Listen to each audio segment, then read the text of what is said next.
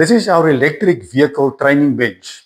We took the components of an electric motorcycle and we installed them on this training bench so that we can use this as a live model to teach students and technicians on how electric vehicles are working.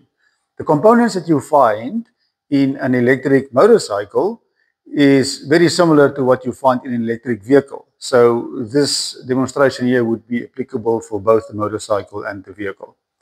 So let me explain to you what's happening here. On the right-hand side, we've got the normal 12-volt circuitry that we are familiar with. You can see a brake light on that side, your indicator light, even the horn is working.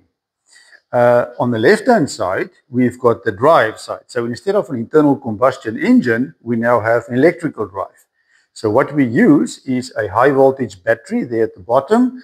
In this case, it's 72 volts. And the DC current, direct current from that battery then gets converted into AC, into alternating current by this controller, inverter controller, which then controls a three-phase electric motor. The electric motor is a permanent magnet synchronous motor, and therefore the speed of the motor will be determined by the frequency at which the power is supplied to it.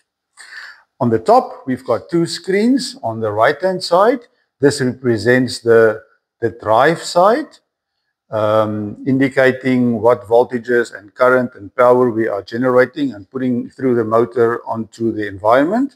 And this on the left-hand side here is then a reflection on what happened on our environment simulation.